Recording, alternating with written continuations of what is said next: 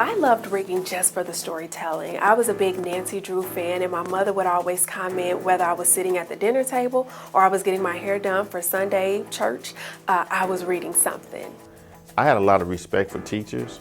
I had a lot of respect for the learning environment, but I was concerned about my patients, and I was concerned about dealing with educators that, you know, had all these degrees and they were born to be educators and different things like that. So I always knew I wanted to be an educator ever since I was a little girl. I tried to avoid it right after high school and went and spent about 10 years as a hairdresser because I thought it was more fun.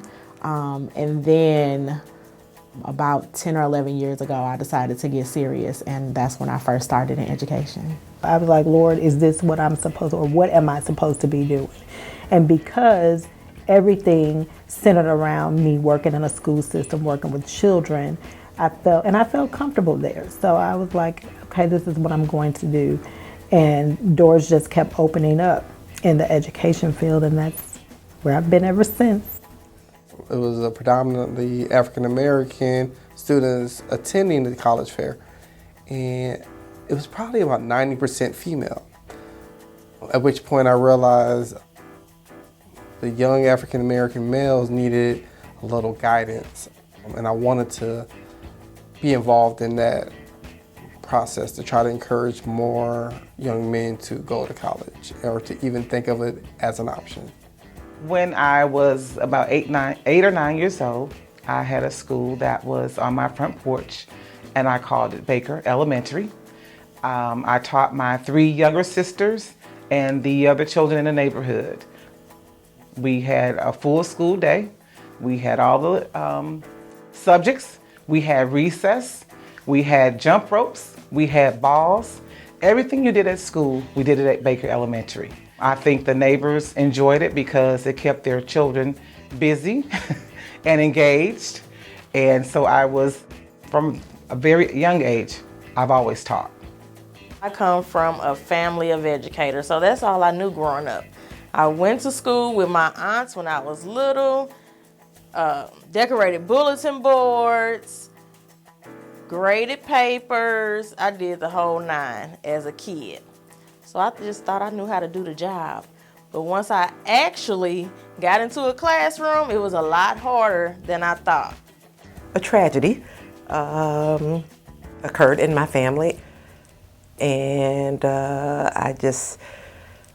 my faith just led me to work with children. And so that's when I decided I was going to be a teacher. If I tell all of my students you have to go to college and that's the only way, then they will either turn off fully or fully engage in college. And so now we're trying to normalize that it's okay to be a mechanic. It's okay to be a plumber. Like exposing students to different careers is helping avoid the challenge of students going away to college and only going for 1 year and coming back home. We all have trials. And not every season is a winning season, but it's a season to teach us as we go. It's not that they don't want to go to college or even trade training. I feel like they don't know what they want to do.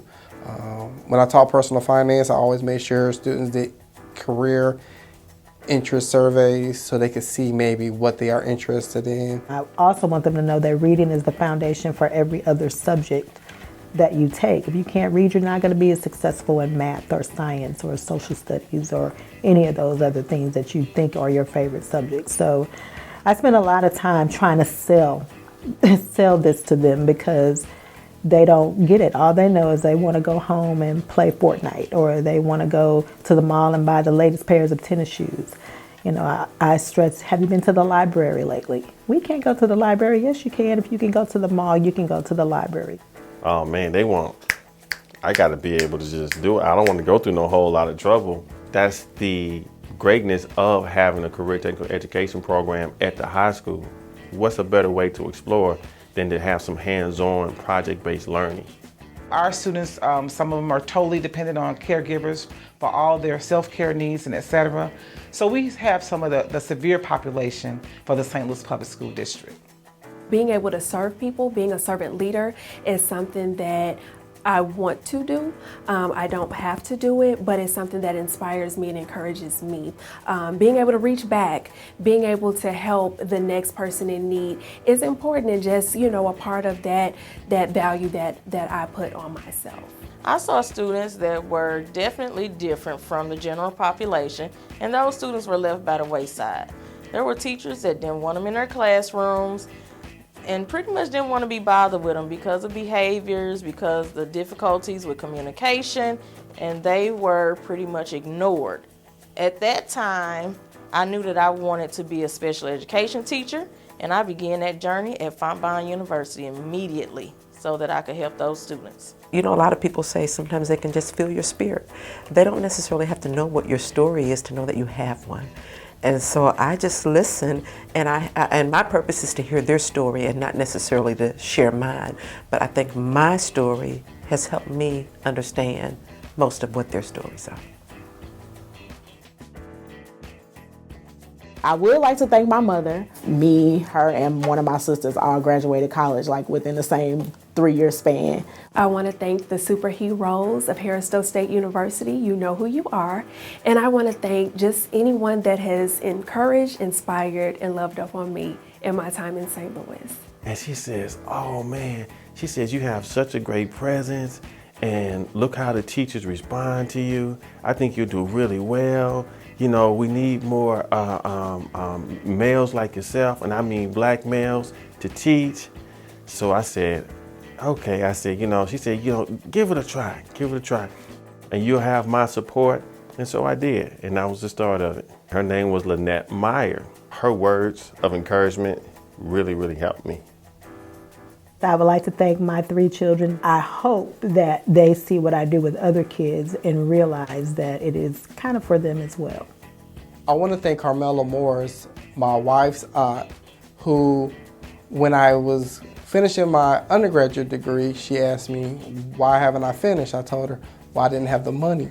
And she wrote a check for $2,000 so I could finish. Without her and that support, I don't know where I would be. God gave me a gift, a passion for working with children with special needs. He's given me the heart to communicate with their hearts. If I could do this for the rest of my life, I would. For as long as I'm living, able, and breathing, I will.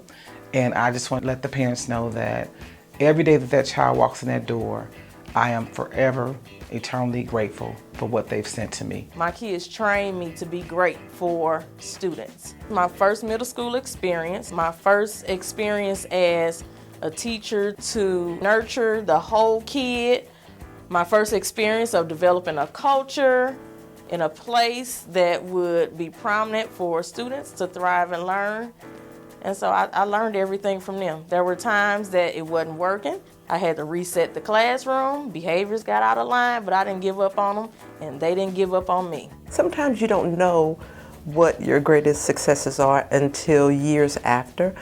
I remember being in the Sprint store, and there was a young lady in the store, and she was looking at me. She said, oh my God, you saved my life. And I said, wow. And I thanked her for having the courage to come up and say something, because you never really know who you touch. I mean, you do things, but you do things because that's what you're supposed to do, or that's what your job entails, but you never really know the impact of what you do on somebody else's life.